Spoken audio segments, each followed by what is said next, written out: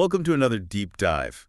Today, we're going way back in time to the medieval world to explore something called Sophismata. And to help us navigate this fascinating but potentially treacherous terrain is our expert in all things medieval, ready to puzzle through some seriously thought-provoking sentences. Absolutely. It's a bit like, taking a logic puzzle and injecting it with a dose of medieval philosophy. Perfect. Now, I know the word sophisma sounds kind of like sophistry, which usually has like a negative connotation, like using tricky arguments to deceive people. But you're telling me that's not what we're dealing with here. Not at all. In medieval philosophy, sophismata took on a completely different meaning. They became these intriguing sentences, that challenged the very foundations of logic and grammar. So instead of trying to win arguments by any means necessary, medieval philosophers used these sophismata to, what? Yeah. Test their understanding of the universe. You could say that. They were a way to explore the boundaries of language, to see where logic could lead you, and sometimes even to challenge, deeply held beliefs. Okay, I'm intrigued, but I need a concrete example. Can you give me a sophisma to wrap my head around? Imagine coming across this sentence, "This dog is your father." Whoa, okay. Yeah. That's definitely unexpected. It seems absurd, but is there a way it could be true? Maybe in some metaphorical or symbolic sense? That's the spirit of engaging with sophismata. It forces us to confront the limits of language and to question our assumptions about meaning. So our mission in this deep dive is to solve these puzzles. We need to figure out what they mean, whether they're true or false, and what they can teach us about language and logic. Precisely. It's about uncovering the layers of complexity hidden within these seemingly simple sentences. But before we dive into specific examples, can you give us a roadmap? What are we looking for? What makes a sophisma? Well, there are a few key characteristics you can look out for. First, there's the element of oddity. Some sophismata just sound strange, like a chimera is a chimera. Well, that seems obvious, right? A chimera is a chimera. What's the big deal? It seems like a tautology, but it raises questions about what it means for something to be itself, especially when that something is a mythical creature. Oh, I see. It's not about the truth of the statement itself, but about the deeper philosophical questions it provokes. Exactly. Another hallmark of sophismata is ambiguity. These are sentences that could be true or false, depending on how you interpret them. Like those optical illusions where you can see two different images depending on how you look at them. Perfect analogy. A classic example is, all the apostles are 12. Okay, help me out here. How can that be both true and false? It depends on the context. If we're talking about the specific group of Jesus's apostles, then yeah, there were 12. But if we're talking about the concept of apostle throughout history, then obviously there have been many more. Ah, so the truth hinges on what we mean by apostle. The context shapes the meaning. Precisely. Sophismata often exploit these subtle shifts in meaning to expose the slipperiness of language. It's making me realize how much we take language for granted and how easily misunderstandings can arise. And then there are what we might call puzzling cases. These are sentences that are only problematic in very specific situations. Can you give me an example? Think of the classic liar paradox. Socrates says something false, but that's literally the only thing Socrates says. Okay, my brain is already starting to hurt. If he's saying something false, but that's all he says, Yeah.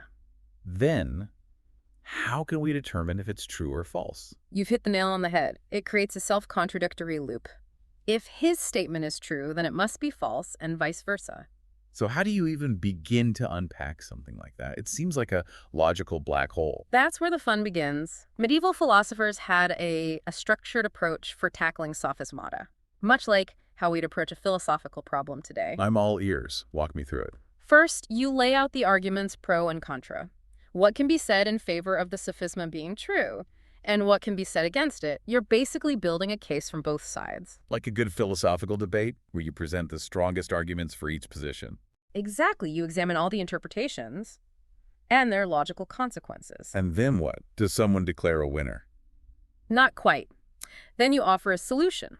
This is where you present your analysis and try to resolve the puzzle. So you're not just picking a side, you're actually trying to understand the problem and offer a solution. Precisely. Sometimes there's a clear-cut answer, sometimes it's more nuanced. And finally, what's the last step in this medieval logic showdown? You must defend your solution. You refute the arguments that support the opposite view, explaining why your interpretation is the most sound. It sounds like a philosophical duel, where you're not just presenting your ideas, but also defending them against counter-arguments. Yes, and in that process, you often refine your own understanding and uncover deeper layers of meaning in the sophisma itself. Okay, I'm ready to see how this works in practice. Can we dive into a real sophisma and see how these medieval thinkers tackled it? Absolutely. Let's start with one from Peter of Spain, a major figure in 13th century logic. Lead the way. I'm ready to put my medieval thinking cap on. All right, the sophisma from Peter of Spain is this: every animal but man is irrational. Okay, that's a loaded one. It seems to tap into all sorts of assumptions about human nature and what sets us apart from other animals. It certainly does. It raises questions about reason, intelligence, and even the very definition of what it means to be human. Now remember, our first step is to examine the arguments for and against the truth of this statement. Right. We need to build the case from both sides before we can even attempt to reach a solution. So let's start with the pro argument. Why might someone think this sophisma is true? Well, the argument might go something like this.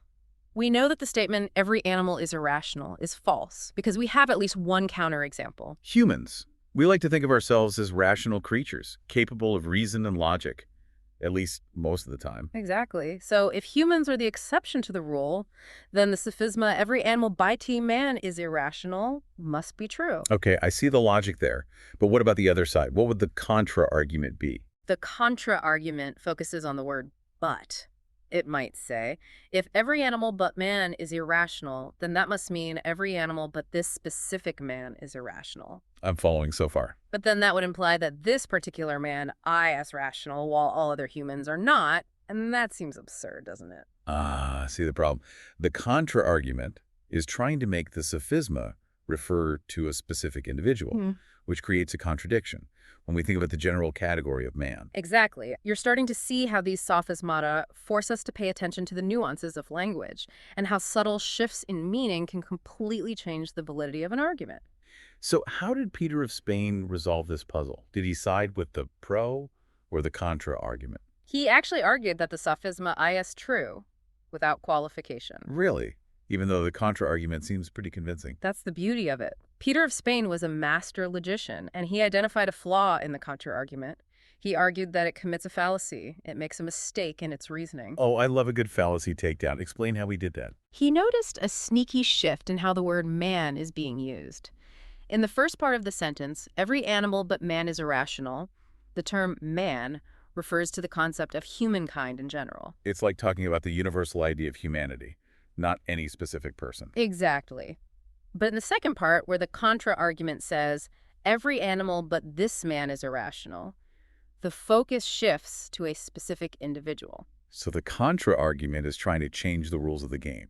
It's like they're moving the goalposts to make their point. Precisely. And Peter of Spain didn't let them get away with it. You can't just switch from a general category to a specific instance without acknowledging the change in meaning. So Peter of Spain is basically saying, you can't change the rules of logic just to make your argument work.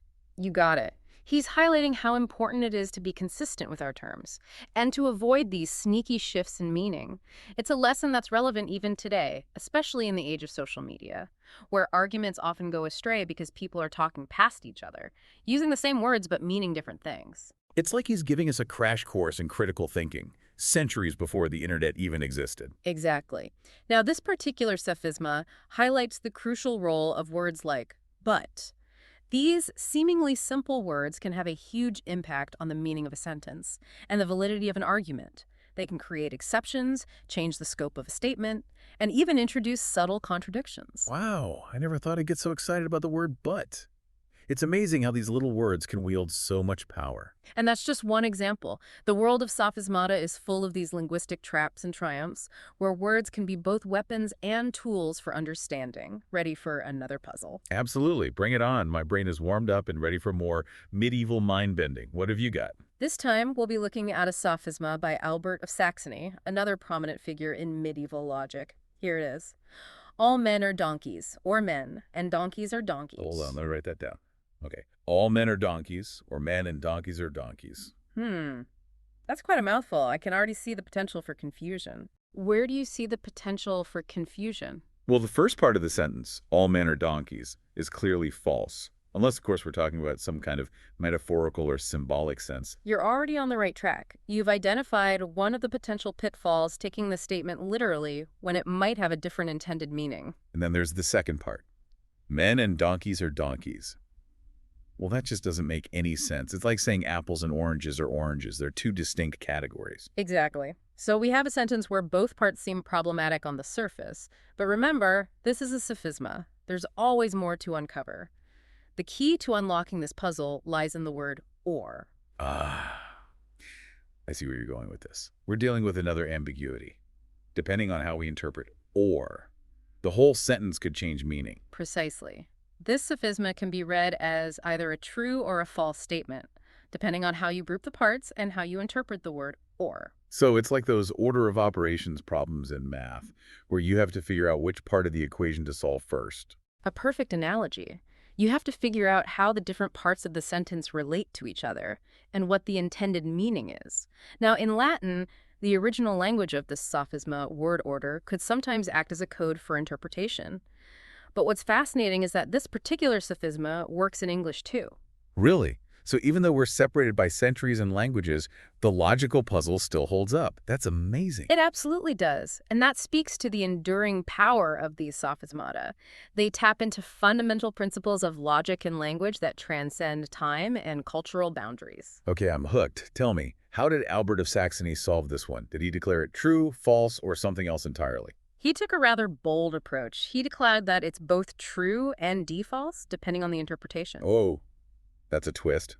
He's basically saying the sophisma itself is playing a trick on us, and he's turning the tables. Exactly. He's demonstrating that sophismata don't always have a single right answer. Instead, they can have multiple valid solutions depending on how you approach the puzzle. It's not about finding the answer, but about exploring the different ways we can interpret language and logic. That's mind-blowing. So it's not just about solving a puzzle, but about recognizing the inherent ambiguity in language and the different ways we can construct meaning. You got it. And this particular sophisma leads us into discussions of truth values and how we assign them to complex sentences. How do the different parts of a sentence work together to create a whole, and how do those relationships affect the truth or falsity of the statement? This is making me realize how much we take language for granted. We use these words like and or all the time, but we rarely stop to think about the subtle ways they can shape meaning. Exactly. That's precisely why medieval philosophers spent so much time dissecting these seemingly simple words. They recognize that these words are the hinges on which entire arguments can swing. Okay, you've officially convinced me that medieval logic is way cooler than I ever imagined. It's like a secret code waiting to be deciphered, and it's relevant even today. Absolutely. Now, are you ready to explore some other linguistic powerhouses that often pop up in sophismata? I'm all ears. Lay it on me. Many sophismata hinge on what are called syncatagorematic words. These are words like and, if, every, only, and so on. Okay, I'm writing this down. Syncatagorematic words. Gotta love those philosophers and their fancy terms. What's interesting about these words is that they don't refer to things directly, like a noun or a verb would. Instead, they modify how other words work. So they're like the stagehands of language, working behind the scenes to make sure the whole production comes together. That's a fantastic way to put it. And just like in a stage production, sometimes things can go awry if the stagehands aren't careful. Can you give me an example of how these syncatagorematic words can cause trouble in our sophismata? Consider this. Only God being God is necessary. Ooh, that's a deep one. It sounds like a theological statement, but I bet there's a hidden logical puzzle lurking in there. You bet. The problem lies in the word only. It can be applied to different parts of the sentence, changing the meaning entirely. Ambiguity strikes again. It's all about how we interpret the relationship between the words. Precisely.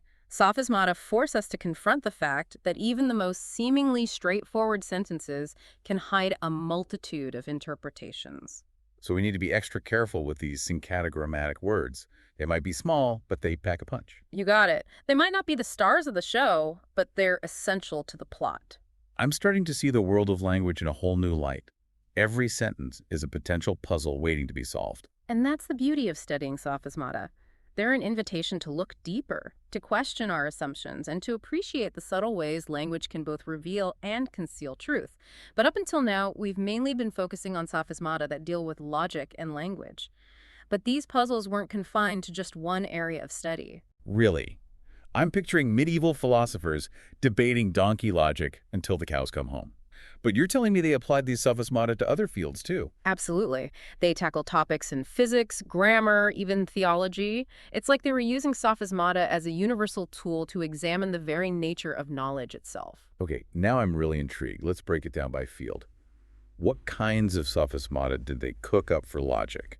Well, in the realm of logic, sophismata were used to explore a vast array of concepts. We're talking about the properties of terms, quantification, negation, universals, modal logic, the whole shebang. I'm getting some serious philosophy flashbacks here. These Yeah. are like the fundamental building blocks of how we reason and make sense of the world, right? Exactly.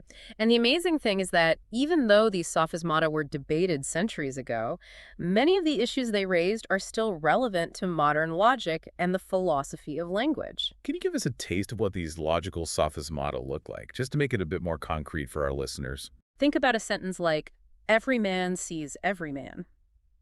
Seems simple enough at first glance, right? Sure, but I bet there's a logical landmine hidden in there somewhere. You bet. This sophisma gets into questions of self-reference and how we interpret quantifiers like every. Does it mean that each man sees himself or that each man sees every other man? The possibilities multiply quickly. Whoa, my brain is already doing loops. Hit me with another one. How about this? You are a donkey. On the surface, it sounds like a straightforward insult. Yeah, not exactly the most flattering thing someone can say to you, but I'm guessing there's more to it than meets the eye. There is. From a logical perspective, it raises questions about reference and the relationship between language and reality. Who is you? What does it mean to be a donkey? Can a statement be true if it doesn't actually refer to anything in the real world? Mind blown.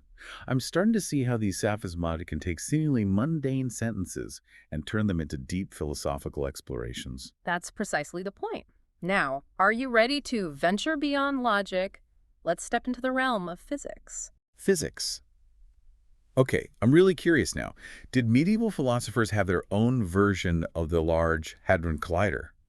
Were they smashing atoms together and discovering new particles? Not quite. Remember, this is medieval physics we're talking about.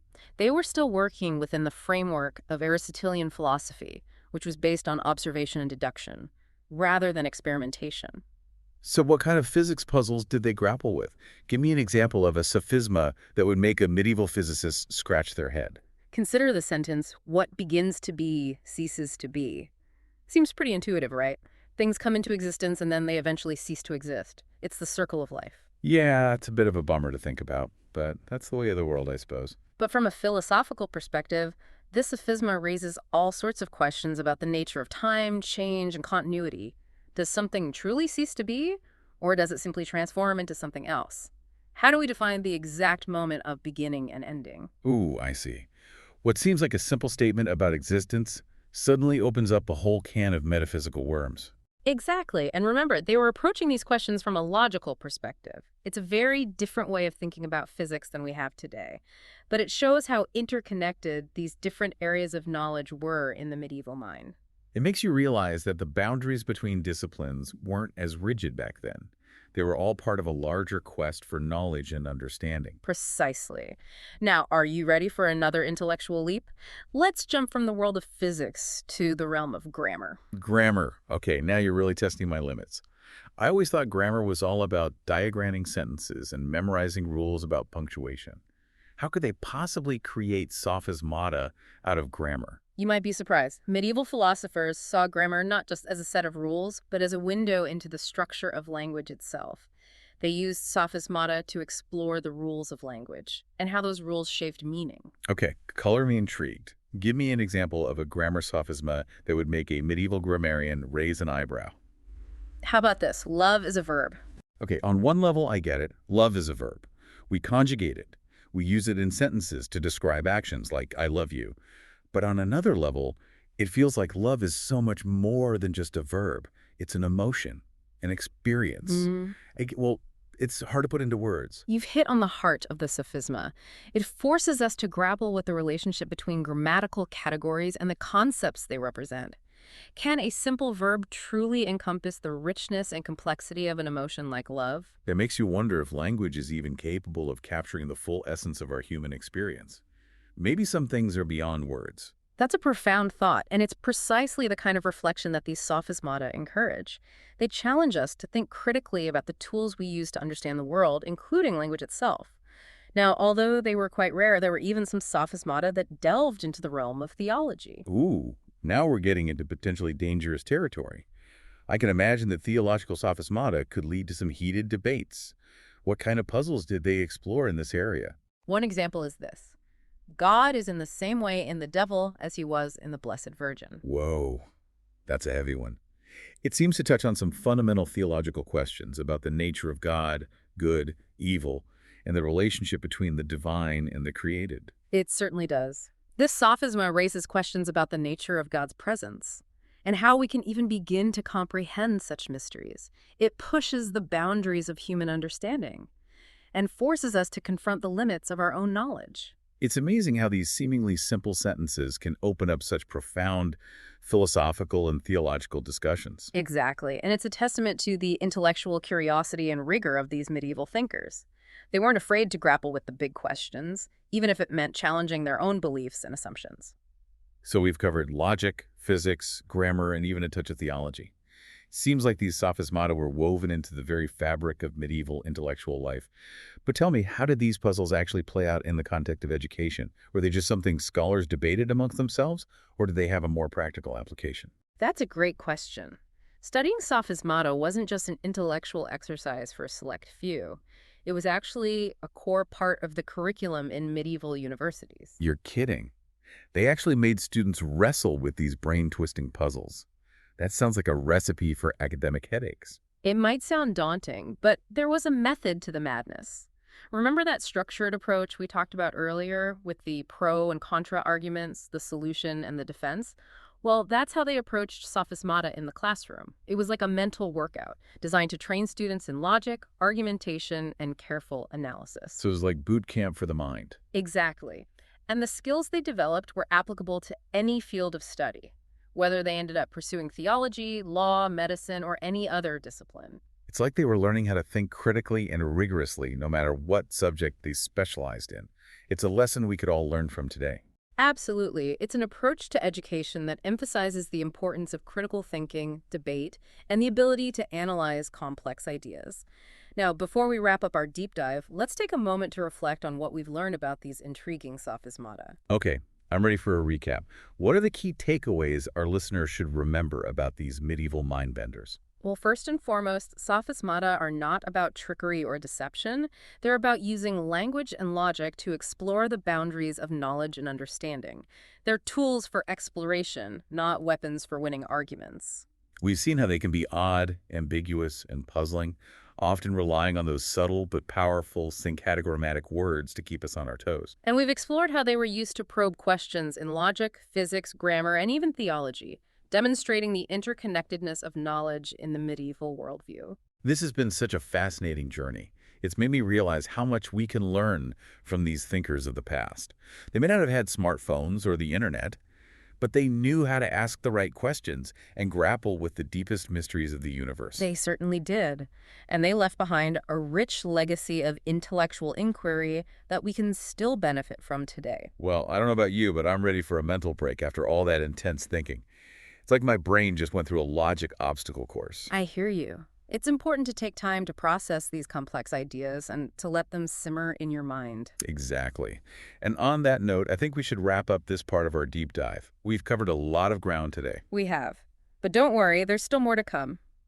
In the next part, we'll delve into some even more mind-bending sophismata and explore their implications for understanding language, logic, and the nature of knowledge itself. So don't touch that dial. We'll be right back after a short break to continue our deep dive into the world of sophismata.